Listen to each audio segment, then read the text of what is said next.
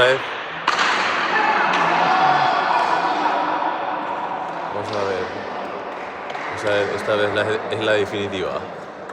Cago en la ley. Bueno, el primer set ya sabéis cómo ha quedado, ¿no? 15-4. Ahora van 2-5.